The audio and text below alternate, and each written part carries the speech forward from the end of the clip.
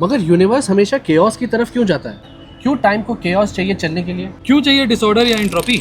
क्यों नहीं बना यूनिवर्स ऐसा जहाँ पे केओस या डिसऑर्डर ना हो? जहाँ सब कुछ सलीके से हो।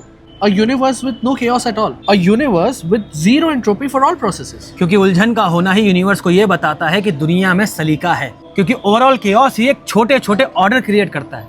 क्योंकि किसी भी सिक्के के होने के लिए हमेशा दो पहलू की जरूरत होती है। मतलब केओस ही यूनिवर्स को ऑर्डर क्रिएट करने के लिए मजबूर करता है। बिल्कुल ठीक। चलिए अब इमेजिन करते हैं कि ऐसा यूनिवर्स जहाँ पे यूनिवर्स ने कहा कि अब किसी भी प्रोसेस की एंट्रोपी 0 ही रहेगी,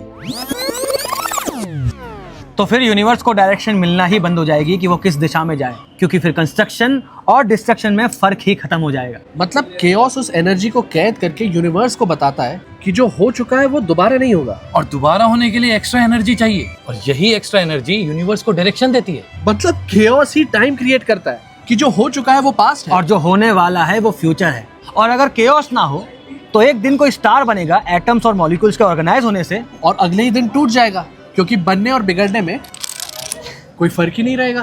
because development needs direction and direction needs chaos. बिल्कुल ठीक। खुद हमारी चेतना या कॉन्शियसनेस भी इसी उलझन को सहेज के रखने का नाम है। मतलब यूनिवर्स को ऑर्डर बनाए रखने के लिए केओस की तरफ जाना होगा। यानी आरंभ के लिए अंत का होना जरूरी है, क्योंकि जिंदगी के होने के लिए मौत का होना जरूरी है। दोस्तों, अगर आपको ये शॉर्ट पसंद आया तो इसी के अराउंड मैंने एक डिटेल डिस्कशन इसी यूट्यूब चैनल पर डाल रखी है, वरना नीचे दिए गए लिंक पर क्लिक करिए। धन्यवाद। जय हिंद।